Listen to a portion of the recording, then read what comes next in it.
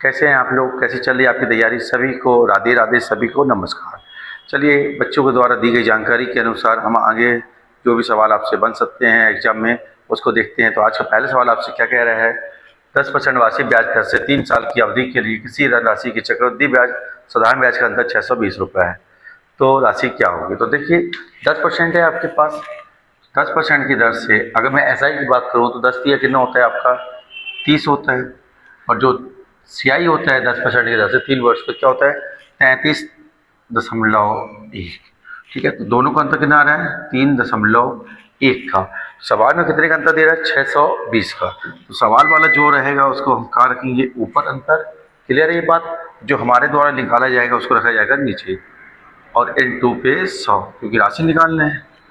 Clear है? तो point हटाने का, ये जीरो पर लगाना है। 31 एकम 31, 31 दूनी 62। तो राशि कितनी आ गई? 20,000। क्या 20,000 ऑप्शन में है?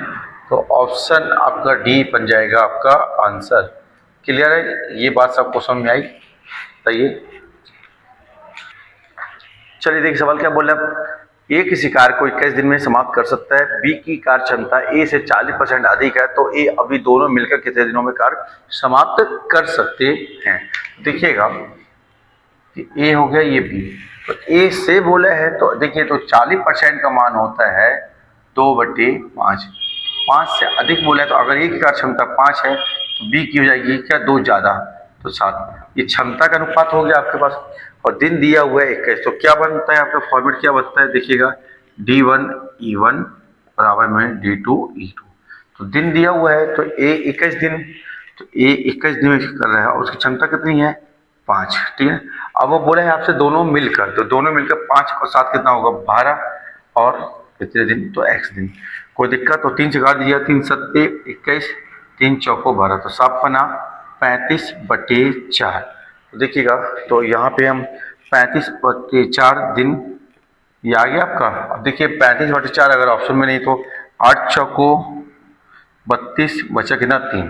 तो 8 सही 3/4 दिन। तो ऑप्शन ए आपका क्या बन जाएगा? आंसर। क्या समझ में आया आपको? क्लियर है ये बात? अब क्या बोले सवाल आपसे? ए पिता की उम्र अपने बेटे की उम्र से 2 गुनी है। ठीक है, तो क्या क्या है आपके पास? पिता है और पुत्र है। ठीक है, कि उम्र की 2 गुनी बोले आपसे। ठीक है, 30 वर्ष पहले उस पिता की उम्र अपने बेटे की उम्र की 4 गुनी थी। ऐसा है आपका। तो इस समय बेटे की उम्र क्या है? देखिए यहाँ पे हम क्या करते हैं? 4 एकम 4, 2 एकम 2। कितने का अंतर आ गया आपका? 2 का। ये अंतर हमेशा नीचे लिखा जाता है। इसका अंतर कितने का आया? 3 का। ये ऊपर लिखेंगे आप। और कितने वर्ष बोला है आपसे? 30। 2 से काट दीजिएगा तो 15। 15 तिया कितना हो गया? 45। क्लियर है बात? तो किसकी मांगा है आपसे? बेटे की उम्र मांगा है। तो पुत्र की उम्र मांगा है। तो देखिएगा 1x है, तो 1x का मांगना है 45। तो 45 एकम 45। ऑप्शन डी आपका क्या बन जाएगा? आंसर। कोई दिक्कत यहाँ पे? समझ में आया आपको?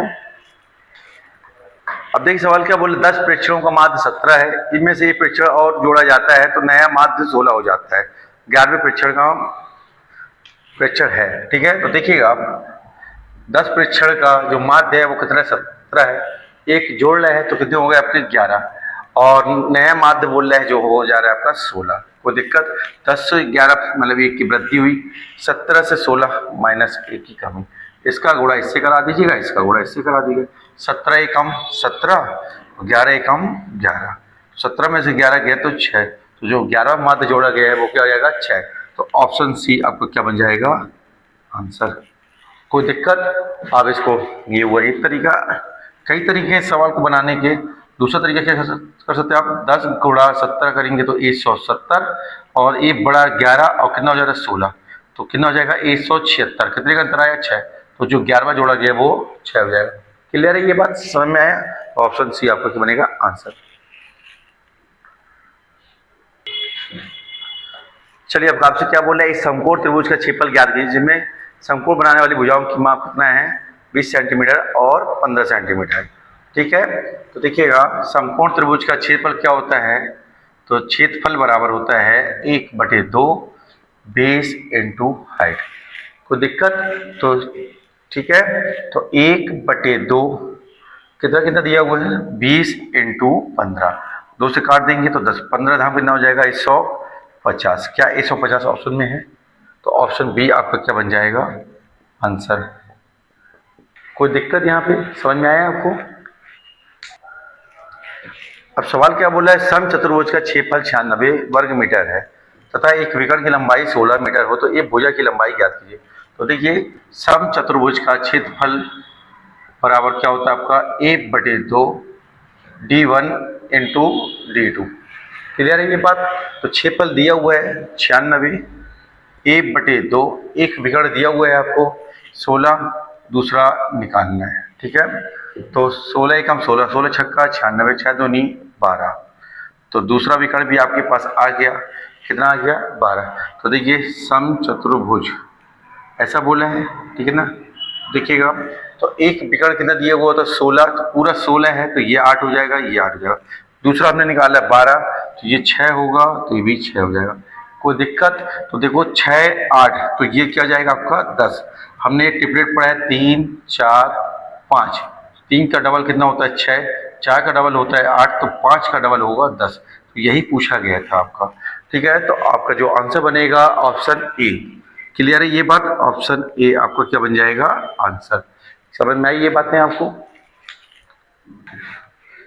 अब क्या बोल रहा है आपसे, एक समलंब चतुर्भुज की समांतर भुजाएं क्रमशः 4 एवं 3 सेंटीमीटर, उनके बीच की दूरी 2 सेंटीमीटर, तो क्षेत्रफल। तो समलंब चतुर्भुज का क्षेत्रफल पता होना चाहिए आपको। तो क्षेत्रफल बराबर होता है क्या आपका, 1/2 a plus B into H. आमने सामने की भुजाओं का योग इंटू एच, मतलब चाहे ऊंचाई बोलिए चाहे दूरी बोलिए। तो 1/2, तो a और b 4 प्लस 3, और ऊंचाई कितनी दी हुई है आपको 2। ये 2 से 2 कटेगा, 4 और 3 7, 7 एकम 7। क्या ऑप्शन में है? तो ऑप्शन ए बन जाएगा आपका आंसर, 7 वर्ग सेंटीमीटर। क्लियर है ये बात? कोई दिक्कत? अब क्या बोला प्रश्न आपसे, एक वृत्त की परिधि 88 सेंटीमीटर है, तो बताओ वृत्त का क्षेत्रफल कितना होगा। तो देखिए पहले, तो वृत्त की परिधि बराबर होता है 2πr। परिधि का मान कितना दिया हुआ है आपको 88, 2π का मान होता है 22/7 इंटू आर। तो 44 एकम 44, 44 दूनी 88, तो 2 सत्ते 14। त्रिज्या कितनी आ गई, 14 आ गई। मांगा क्या आपसे क्षेत्रफल, तो वृत्त का क्षेत्रफल होता है आपका πr²। पाई का मान होता है 22/7, आर कितना है 14 इंटू 14। कोई दिक्कत? तो 7 एकम 7, 7 दूनी 14, तो 44 इंटू 14, तो आ जाएगा आपका क्या, 4 चौको 16, तो 616। क्या 616 ऑप्शन में है? तो ऑप्शन आपका हो जाएगा क्या, 616 वर्ग सेंटीमीटर ऑप्शन ए में भी है, 616 वर्ग सेंटीमीटर ऑप्शन सी में। कोई भी आप ले लीजिएगा, तो आंसर बनेगा आपका क्या, ऑप्शन ए या ऑप्शन सी। 616 वर्ग सेंटीमीटर, 616 वर्ग सेंटीमीटर। ठीक है, देख लीजिएगा। क्लियर है ये बात? चलिए देखिएगा, एक दुकानदार अपने ग्राहक को किसी वस्तु की अंकित मूल्य पर 10% छूट देता है, फिर भी वह 26% लाभ प्राप्त करता है। यदि अंकित मूल्य 560 रुपये हो तो क्रय मूल्य की गणना कीजिए। ठीक है, तो देखिएगा आपके पास क्या है, एमपी है। एमपी के नीचे हम क्या लिखते हैं, 100 प्लस या माइनस प्रॉफिट एंड लॉस। तो सीपी के नीचे लिखते हैं हम 100 माइनस डिस्काउंट। कोई दिक्कत यहाँ पे? तो देखिएगा एमपी आपको क्या करना है, दिया हुआ है आपका 560 है। कोई दिक्कत? और लाभ कितने वाला 26 का, तो 100 में 26 जोड़ेंगे तो 126। क्लियर है? और सीपी आपको क्रय मूल्य निकालना है, और डिस्काउंट कितने का बोला 10 का, तो ये आया कितना समझ में? तो काटिएगा, 9 धाम 90 होता है, 9 से काटिएगा, 9 एकम 9 बचे 3 36, 9 चौको 36, 14 एकम 14, 14 चौको 56, तो कितना आ गया आपके पास 400। तो क्रय मूल्य का मान आ जाएगा आपके पास 400। ऑप्शन में है, तो ऑप्शन ए आपका आ जाएगा 400 रुपये। क्लियर है? समझ में आया सवाल आपको? अब देखिए क्या दिया हुआ सवाल आपको, 0.1 इंटू 0.1 प्लस 0.2 इंटू 0.2 अपॉन में क्या है आपके पास 0.3 इंटू 0.3 प्लस 0.6 इंटू 0.6। 6। कोई दिक्कत? देखिए पॉइंट के बाद एक और एक, 2 अंक यहाँ पे है, 2 अंक यहाँ पे है, 2 अंक यहाँ पे है, 2 अंक यहाँ पे, तो ऊपर और नीचे पॉइंट के बाद अंक समान है तो पूरे पॉइंट कट जाएंगे। तो यहाँ बचेगा एक, एक का गुणा एक में होगा तो एक, 2 का गुणा 2 में होगा तो 2 दूनी 4, यहाँ पे 3 त्रिका 9, ठीक है, और 6 छंग 36। कोई दिक्कत? तो 4 और 1 कितना हो गया 5, और 36 और 9 कितना हो गया आपके पास 45, 5 एकम 5, 5 नाम 45, तो 1/9 आपका बनेगा आंसर। तो ऑप्शन बी आपका क्या बन जाएगा आंसर। क्या ये बात सब लोग को समझ आई? क्लियर है ये बात? अब क्या बोल रहा है आपसे, यदि समीकरण 20x + 5y + 11 = 0 तथा 50x - ky - 9 = 0 का कोई समाधान नहीं है तो k का मान क्या होगा। तो देखिए क्या दिया हुआ है आपको, 20x + 5y तो बराबर मिल जाता है तो -11, ये समीकरण ये दिया हुआ है। दूसरा क्या दिया हुआ है, 50x - ky = 9। क्लियर है बात? देखिएगा तो A1 का मान है 20, B1 का मान है उसका 5 और C1 का मान है -11। ये बात समझ आई? A2 का मान है आपके पास 50, ठीक है, B2 का मान है आपके पास -k और C2 का मान है 9। ये दिया हुआ है तो आपसे बोला कोई समाधान है, तो कोई समाधान की कंडीशन क्या होती है, A1/A2 बराबर है B1/B2 और not equal to C1/C2। Clear है बात? तो देखिए अब A1 का मान कितना है आपके पास 20 है, A2 का मान कितना है 50, B1 का मान कितना है 5 और B2 का मान है -k। कोई दिक्कत यहाँ पे? ठीक है, तो देखिएगा 0 से 0 कट गया तो कितना हो जाएगा आपके पास -2k = 25, तो k बराबर हो जाएगा -25/2। तो देखिएगा तो -25/2 या फिर हम इसको क्या ले सकते हैं -12.5। तो आंसर हो जाएगा ऑप्शन बी। क्या ये बात सबको समझ आई? क्लियर है ये बात? अब क्या बोल रहा है आपसे, राजू ने P% के वार्षिक चक्रवृद्धि ब्याज दर पर 5,000 रुपए का निवेश किया, 3 साल बाद उसे 1655 रुपए ज्यादा मिले, P का मान ज्ञात कीजिए। तो देखिए पहले आपका P कितना है आपके पास, सॉरी P मतलब यहाँ पे P परसेंटेज वाला नहीं है, P आपकी प्रिंसिपल मतलब मूलधन कितना है आपके पास 5,000 है और 1655 रुपए ज्यादा मिल रहा है, तो मतलब इसमें जोड़ देंगे ब्याज को तो कितना जाएगा आपका 6,655। कोई दिक्कत यहाँ पे? क्लियर है? देखो पहले हम 5 से इसको काट दें, क्या 5 से काटेंगे तो 1, 5 से काटेंगे तो देखिएगा 5 एकम 5 बचा, 5 तिया 15, 5 तिया 15, 5 एक, ठीक है। तो ध्यान से देखो अब ये कितना वर्ष बोला है आपका 3 साल, तो ये किसी ना किसी का क्यूब होगा और ये किसी है, तो ये किसका क्यूब है 10 का, ये किसका है आपका 11 का, अंतर कितने का आ रहा है 1 का, इसे रखेंगे ऊपर, प्रारंभिक मान कितना है 10 × 100, तो इससे हमें क्या P% निकल के आ जाएगा जो आपसे सवाल में मांगा गया है। तो 0 से 0 कट जाएगा तो P% कितना आ जाएगा आपके पास 10%। क्या ऑप्शन में है? तो ऑप्शन सी आपका क्या बन जाएगा आंसर। क्या सवाल समझ में आया? क्लियर है ये बात? देखिएगा क्या बोल रहा है आपसे, यदि a + 1/a = -6, तो क्या मांगा आपसे a³ + 1/a³, ठीक है। देखिएगा a + 1/a बराबर अगर आपके पास k है और a³ + 1/a³ चाहिए तो इसका फॉर्मेट क्या होता है k⁻³ - 3k, यही होता है। तो यहाँ पे हमारे पास k बराबर क्या दिया हुआ है आपके पास तो -6, k बराबर कितना है आपके पास ये देखिए हो जाएगा, तो k बराबर -6 तो रख दीजिएगा, तो क्या जाएगा -6⁻3, ठीक है, -3 और -6, तो कितना हो जाएगा ये आपका, आपको पता होना चाहिए विषम घात है तो वैल्यू किसमें आएगी आपका माइनस में ही आएगी। 6⁻3 कितना होता है 216 और माइनस माइनस प्लस है 6 × 18, कोई दिक्कत? तो इस 216 में से 18 घटाएंगे तो -198, तो क्या -198 है, तो ऑप्शन ए आपका क्या बन जाएगा आंसर। क्या ये पैटर्न समझ में आया आपको? क्लियर है ये बात?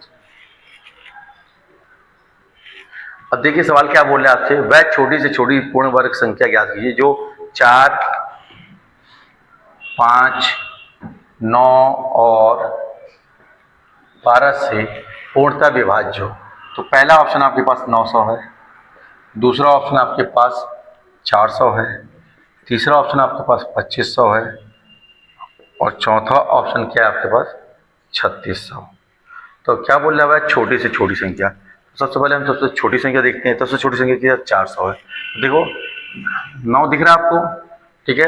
तो क्या 400 में वह छोटी से पूर्ण वर्ग संख्या जो 4 इस सबसे विभाज्य हो, तो क्या इसमें 9 का भाग जा रहा है, तो ये तो हो गई बाहर। इसके बाद छोटी संख्या क्या है 900। तो देखो 900 में क्या 4 का भाग जा रहा है, तो ये 2 अंक है, तो 4 का व्यवस्था नियम क्या कहलाता है, अंतिम 2 अंक में 4 का भाग जा रहा है तो पूरी संख्या में 4 का भाग चला जाए। तो 4 का भाग इसमें जा रहा है। क्या इसमें 5 का भाग जा रहा है, देखिएगा 5 का यहाँ पे 0 है, अंतिम अंक 0 या 5 हो तो 5 का भाग चला जाएगा। क्या 9 का भाग जा रहा है, तो 9 का भाग जा रहा है। क्या 12 का भाग जा रहा है क्या, तो देखिएगा 12 का भाग 12 सत्ते 84 बचा 6 बन गया 7, 12 का बचा, तो वो सबसे छोटी पूर्ण वर्ग संख्या क्या हो जाएगी 900। तो आपका जो आंसर बनेगा ऑप्शन ए बन जाएगा। ये बात समझ में आई कि नहीं, छोटी मांग होता है तो इसलिए आपका जो आंसर बनेगा ऑप्शन ए बन जाएगा। क्लियर है ये बात। धातु के घनाभ की भुजाएं 50 सेंटीमीटर, 40 सेंटीमीटर और 32 सेंटीमीटर, इसे घनाभ को पिघलाकर घन में परिवर्तित किया गया। तो देखिएगा घनाभ को पिघलाकर घन में, तो इसमें जब भी पिघलाकर करता है तो हमेशा हम आयतन से तुलना करते हैं। तो घनाभ का आयतन बराबर घन का आयतन, ठीक है। तो घनाभ का आयतन क्या होता है, लंबाई गुणा चौड़ाई गुणा ऊंचाई बराबर घन का आयतन क्या होता है, भुजा का क्यूब। तो देखिए यहाँ पे कितना कितना दिया हुआ आपको, 50 × 40 × 32, कोई दिक्कत, ए क्यूब। कितनी बात समझ में आ रही है आपका। तो देखिएगा तो कितना हो गया आपका 50, 5 चौको 20, 20 का 2, 32 दूनी 64, कोई दिक्कत। और ये हो गया आपका 1000, ए क्यूब बराबर 64,000। तो 64 किसका होता है आपका, ठीक है। 4 चौको 16 चौको 64, 4, ठीक है ना। और 1000 किसका होगा 0। तो ए बराबर कितना आ गया आपके पास 40। कोई दिक्कत है आप यहाँ पे, इधर समझ में आया। तो आपको बोला है कि घन का पृष्ठीय क्षेत्रफल, तो घन का पृष्ठीय क्षेत्रफल क्या होता है 6a²। कोई दिक्कत। तो 6 ए का मान कितना है 40, तो 40 × 40, तो 4 चौको 16, 16 छक्का 96, 100। क्या देखिए ऑप्शन में है, तो ऑप्शन डी आपका क्या बन जाएगा आंसर। क्या ये बात सबको समझ में आई, क्लियर है ये बात। चलिए आज हमने एमपी पुलिस से उन क्वेश्चनों को लगाया जैसा कि हमें बच्चों के द्वारा बताया गया कि अर्थमेटिक और एडवांस मिक्स आ रही है, तो मिक्सअप हमने क्वेश्चन लगाए और जो हमें लगा कि ये संभावित क्वेश्चन है, ये आ सकते हैं, इस पैटर्न से संबंधित क्वेश्चन आपसे एग्जाम में पूछा जा सकता है। तो इन क्वेश्चनों की प्रैक्टिस अच्छे से करके जाइएगा, आपको बहुत ही हेल्पफुल रहेगा ये सेशन। चलिए सभी लोग ख्याल रखिएगा, जिनका एग्जाम है उन्हें ऑल द बेस्ट, सभी को राधे राधे।